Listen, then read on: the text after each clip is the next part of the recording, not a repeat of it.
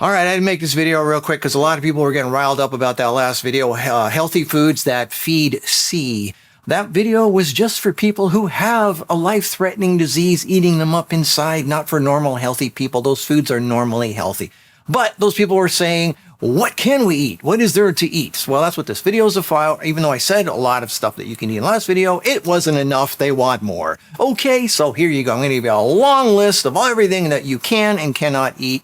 And pay attention, and this is going to be quite the video today. Okay, so here we go.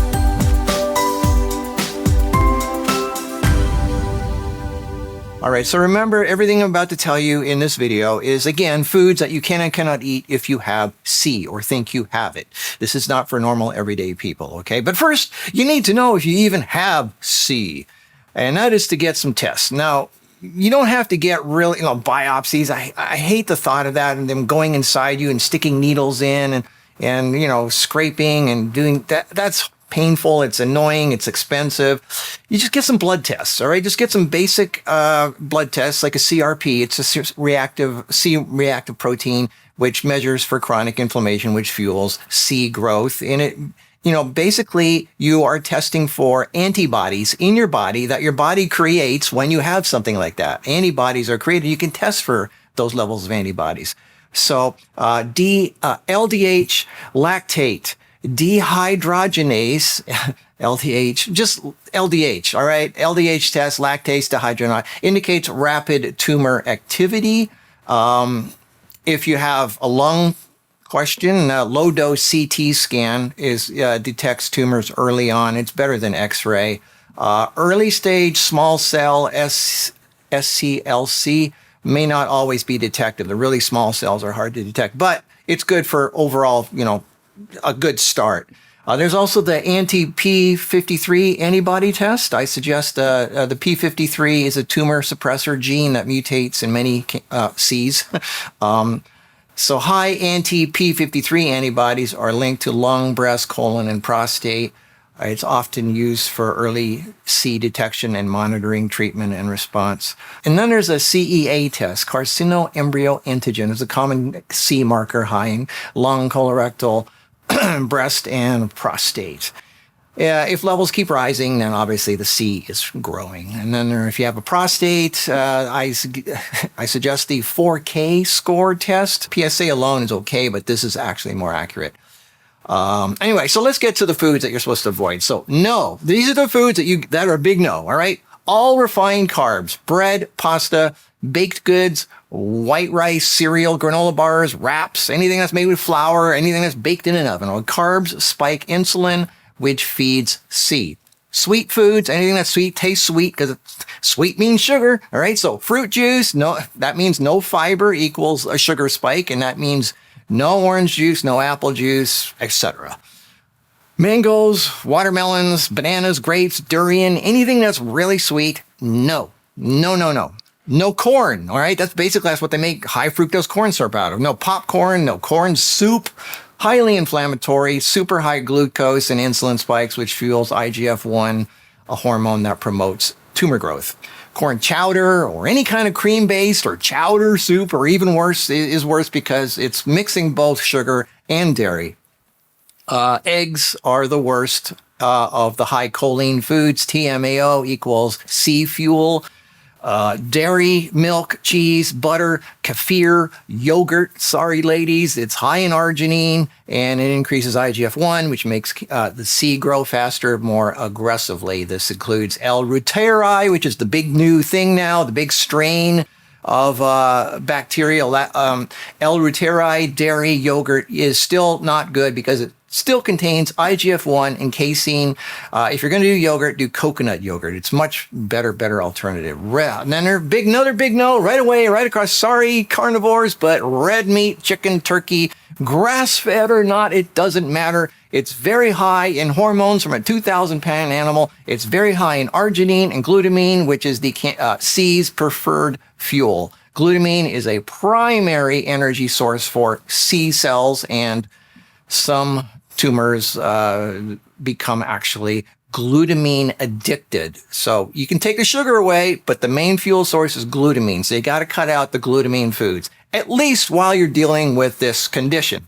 All right, bone broth, very, very high in glutamine. Avoid that if you have C. Fish to avoid are the bigger ones: cod, tuna, salmon. No shellfish. They're high in choline, TMAO. Beet powder, people take that, for going to the gym and stuff. Sorry, nitric oxide fuels the C. Creatine, IGF-1, whey protein or any protein powder, but whey is the worst.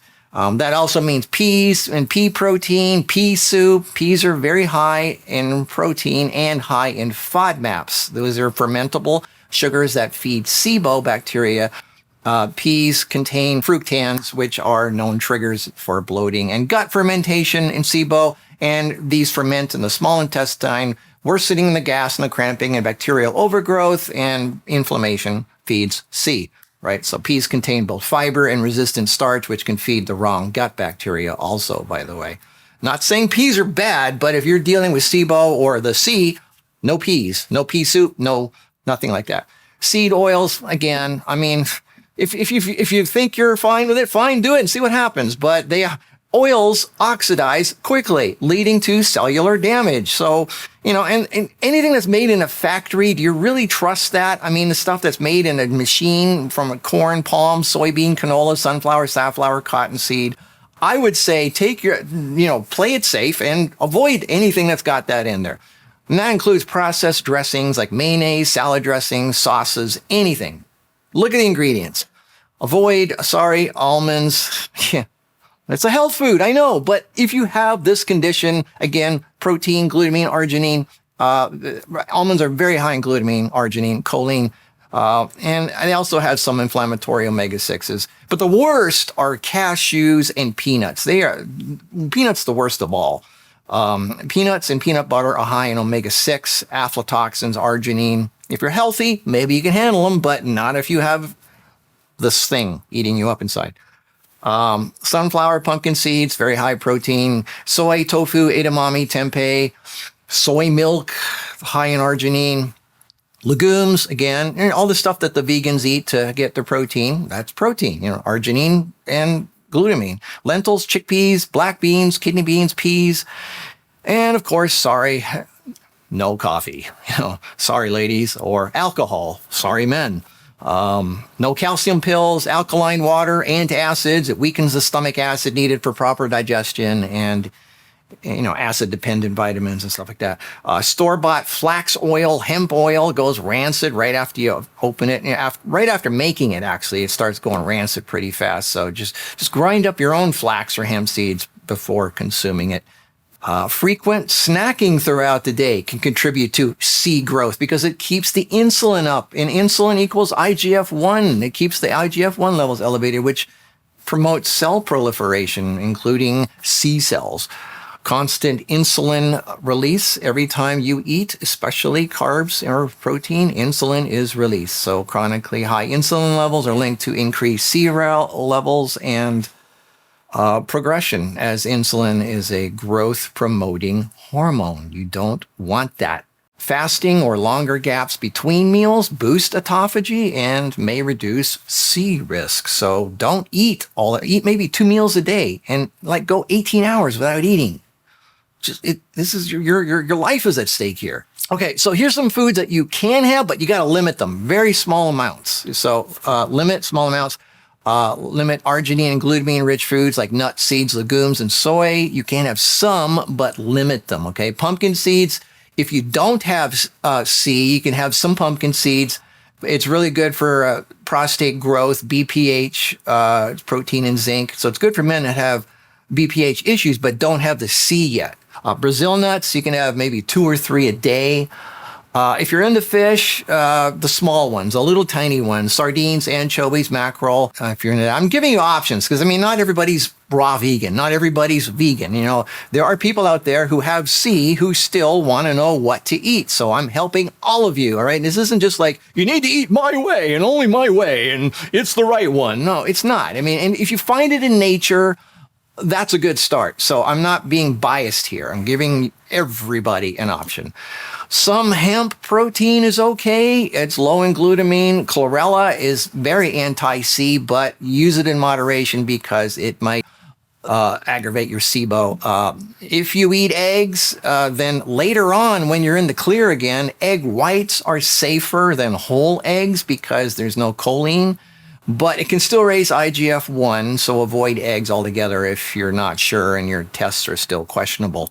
Okay, so let's get to the yes foods. This is what everybody wants to know. What can I eat? Just tell me, Marcus, what to eat. Tell me what to eat. Okay, but first, the reason I didn't give you a lot of stuff yesterday saying this is what you can eat is because there are so many different types of C and everybody's different. There isn't like a one answer thing for everybody. And that's what people want. They say, just tell me what to take, you know, right? Just like anything. Just tell me what drug to take. Tell me what pill to take. Tell me what to do. You know, the first thing, and I say this right from the beginning, the first thing, most important thing is to kind of know what feeds the problem. So you stop doing that because you can't put out a fire with water if you're pouring gasoline on the fire at the same time. So it's really important that you learn what not to take, what not to eat, what not to do. That's actually really important. And that's people, what they don't want to hear that. They just tell me what to take. Well, I'm sorry. If you have a life-threatening disease, you need to know what to stop doing. And what you can do is going to be very limited. So I see all these really frustrated, sarcastic comments. Oh, there's nothing to eat. I guess I'll just eat air. Well, when you have something inside you that is eating the same food you are, that is taking advantage of you, it's like I said, if you're being carjacked, that carjacker is going to use the same fuel in your gas tank to drive wherever it is. So the best answer here, I guess, analogy is, fine, let the carjacker take the car, let him drive till the gas runs out. He doesn't have any money, so he's just going to get out of the car and walk away. In the meantime, you ride a bicycle to get from A to B, okay? It's not as much fun. You're not doing 80 miles an hour. There's no air conditioning, okay? It's not fun. Nobody said an anti-C diet is fun. You're not having like your gourmet meal at the buffet. That's what got you into trouble in the first place. I'm sorry. The gluttony and the comfort foods is part of what created this condition in the first place. So the way to get out of that is to stop fueling the problem. And I know I'm lecturing. This is not what you want to hear. And there is no simple answer. I'm going to give you foods that are generally okay for people. But again, there are so many different types of, for example, if you have estrogen positive breast, you can't have a lot of fats. At least that's what they say. So it's better to play it safe and minimize your fats if you have estrogen positive.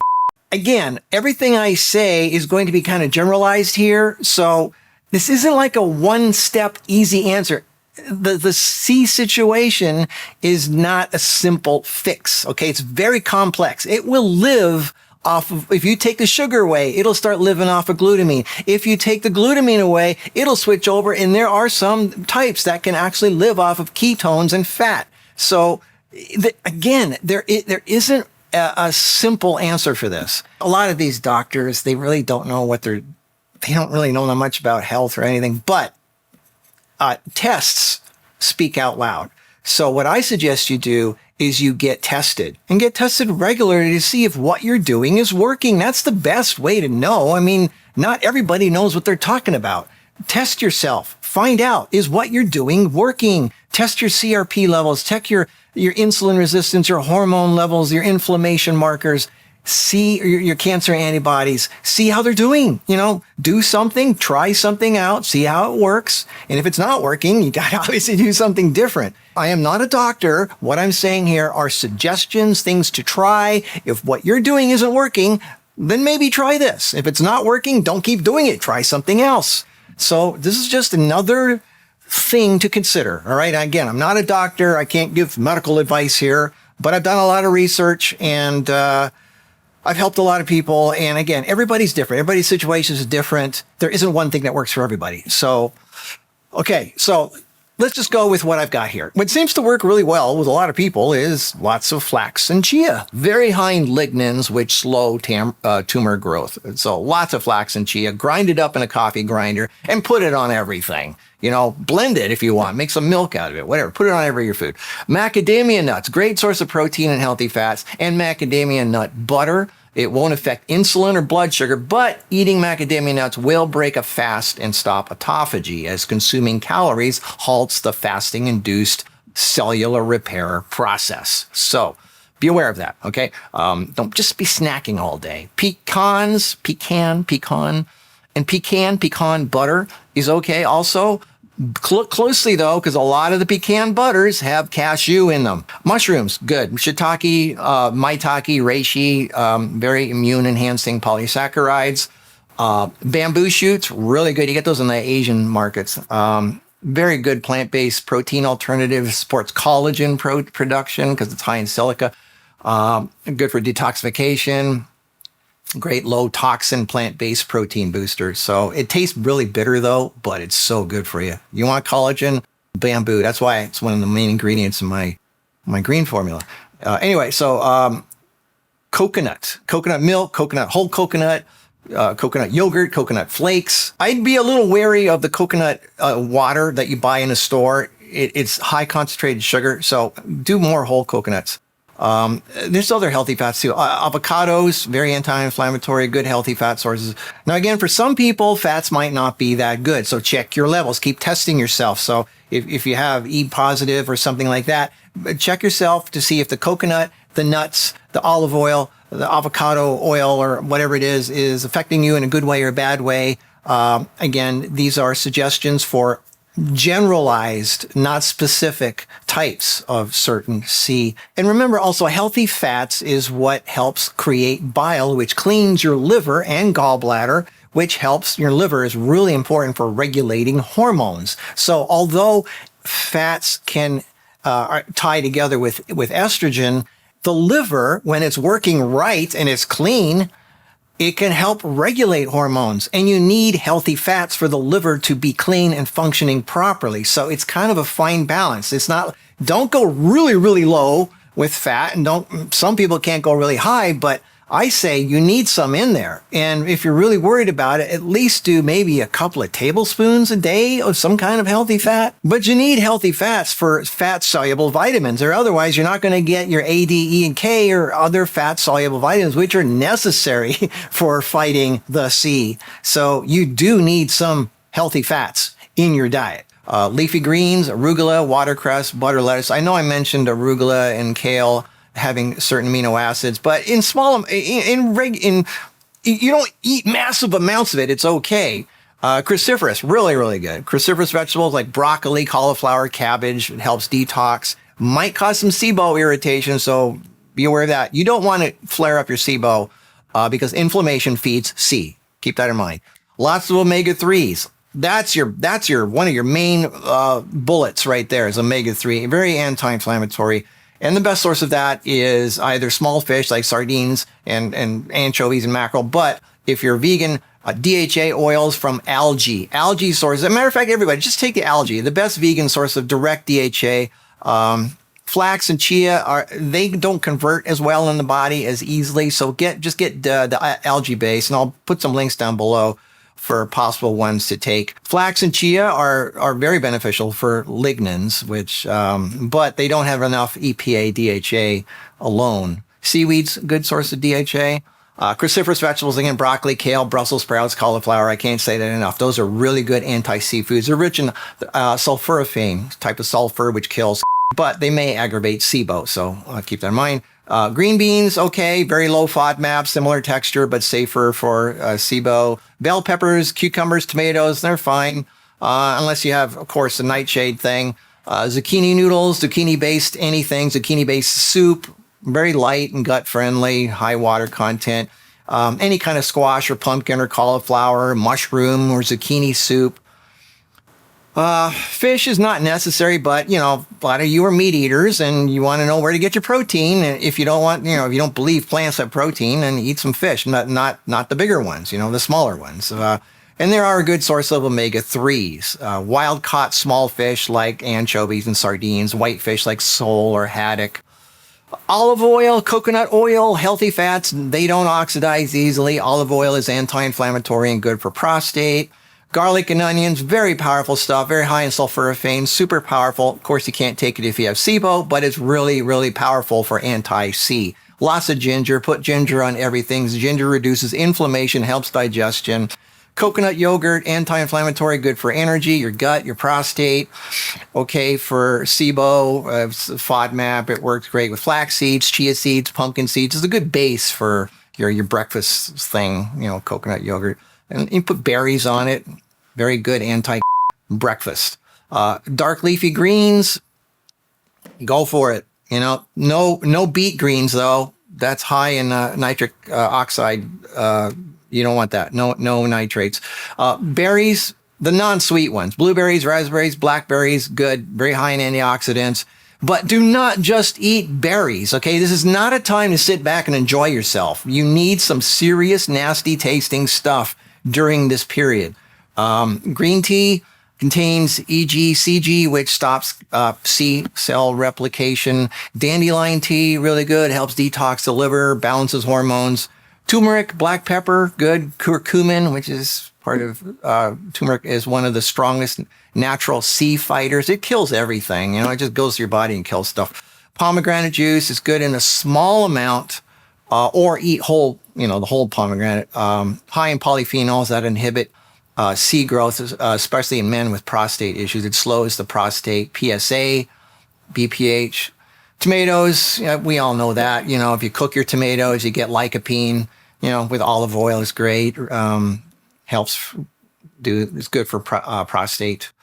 Okay, so nuts, macadamia, pecan. If you have FODMAP issues, SIBO, no almonds. Okay, water. You need your hydration. Drink at least half your body weight in ounces of clean water daily. And flush that stuff out. Cucumbers, zucchini, very high in water, really good. Cucumbers, really good for kidneys. Cooked tomatoes for lycopene. I know I'm repeating myself. I'm just trying to pull it out of my head here. Basil, oregano, thyme, rosemary, very gut-friendly anti-inflammatories. Turmeric, black pepper are antimicrobial, and they're more effective if you take them with fat, healthy fats, avocado, coconut, stuff like that. Sea buckthorn, that's the main ingredient in my vitamin C formula. Very anti-inflammatory, super high in omegas, all the omegas, the really good ones. Helps prostate, heart, gut, urinary, stress, the C, BPH, DHT, hormones. It's so good. Anyway, so yeah, sea buckthorn, really good, or just the vitamin C thing. You need vitamin C anyway. The body doesn't make it. Probiotic cultures. A lot of probiotic cultures can survive stomach acids, so they can handle spices, but just don't cook or anything and add just before eating. Glutathione nebulization. There's a nebulizer. I can't get too much into that. It's a nebulizer. You inhale it. Glutathione. It's a very powerful lung detox. Glutathione is the body's strongest antioxidant and detoxifier. NAC for lung detox. But you know what's really powerful? What's really, really good? Back to the beginning. The cactus aloe drink. It's one of the most powerful things you can take. It sounds weird, but anybody who's taken it knows how powerful this stuff is. You can have maybe a tiny amount of fresh orange juice with that because it's super high fiber, but it's actually better without if you want to play it safe. Skin the aloe first. Fresh aloe vera. Do not use store-bought gel. And put it in a blender with prickly pear cactus with the needles removed, obviously. Add a little bit of water and blend and drink immediately. It's really rich in polysaccharides, which is a key C-fighting compound. Aloe, also polysaccharides, which help repair the gut lining. It helps T cells recognize and attack the C cells. Acemanin, or a unique aloe polysaccharide that boosts the immune system and activates macrophages, which fight C cells. It reduces chronic inflammation, which is a key driver of C. Neutralizes free radicals, preventing DNA damage that leads to C. Remember to remove the aloe skin. Prickly pear cactus is really rich in betalains and polyphenols. strong anti-C compounds. Polyphenol, I got an itchy nose, I don't know why. And I know I don't snort Coke. My nose is just itchy, okay? Polyphenols, right. Like gallic acid and quercetin help block tumor growth and reduce inflammation. This is all in the cactus and aloe. It helps balance blood sugar and insulin. It's important for the C, anti-inflammatory and detoxifying. It supports the immune system. Just all around good. Cactus aloe, do that, okay? Just do it. Intermittent fasting reduces insulin-like growth factor 1, IGF-1, which promotes C. So stop snacking all day. Go like 20 hours. Go a day. Go 2 days without eating. You know, you need to like let autophagy take over. Exercise regularly. Regular physical activity reduces prostate mortality by improving immune function. It lowers insulin levels. It reduces inflammation. Strength training 2 to 3 times a week. It helps balance hormones and improve metabolism. Yes, even if you're fasting, just do it. I mean, that's a super high anti-C thing is strength training. I can make a whole video about that. Cardio, you know, brisk walking, cycling, swimming, at least 150 minutes a week. Like at least do your 10,000 steps a day. Yoga, stretching, helps with stress reduction and circulation. Don't stop the working out stuff. So I'm going to give you a sample breakfast, all kinds of ideas here. Like, you know, I'll put it down below. Chia seed pudding made with coconut yogurt, smoothie ideas, flax and chia super bowl, maybe an avocado and tomato on flaxseed crackers, which you make yourself. Or how about a savory avocado and zucchini wrap? It's a really good egg-free, grain-free breakfast wrap that's easy on digestion. You're saying, well, I thought you can't have wraps. Well, this is a coconut tortilla with avocado, grated zucchini, some hemp seeds, extra virgin olive oil, some black pepper, you know, ideas like that. I'll put it down below. And for lunch, if you eat fish, you can have like a white fish and avocado salad or macadamia crusted fish with asparagus. It sounds like gourmet food. Like, what's the big deal? You know, if you're vegan, Mediterranean macadamia salad, I'll put the link down below, or quinoa broccoli bowl. For dinner, you could have like whitefish and bamboo stir fry with shiitake mushrooms. Is this really that bad? Cauliflower and turmeric stir fry with broccoli. How's that? Or stuffed bell peppers with quinoa and macadamia. I mean, this sounds like gourmet food. Come on, use your imagination. All right, for snacks and light bites, because some people have to snack, you know, I'll put some ideas down below for that. What beverages you can drink, what supplements to take, where to get your algae-based DHA, EPA, omega-3s, what enzymes to take, and the best oxidation therapies. Please do not email me, though, with more questions. I'm giving you this information for free. You don't have to give me your email. I'm not charging hundreds of dollars to join some membership. I'm not charging thousands of dollars for some course. The info is all in the description box below this video for free. But so please do not ask me more questions. Yes, arugula and kale is okay. Don't go crazy with any one food. Use your common sense. I'm not a 24-hour on-call free health advice person. I don't do consultations and I don't ask for money. If I was in it for money, I'd be doing consultations. I am not a doctor, all right? Thank God. I do this as a public service and I have a lot of other things to deal with in life outside of this. So please do not email me. I cannot possibly answer more questions. You do have to do most of this yourself. That's why my book is called Heal Yourself 101. Now it's up to you to be strong and stop all the addictive foods and habits that caused the disease in the first place. I know it's not easy to change your ways. Many people don't want to believe that any of this is true. You know, fine, you'll figure out the truth on your own someday. Your future is in your hands now, so it's up to you. All right, I'm giving you the jump start. Now it's up to you. So good luck. We'll see you in the next video.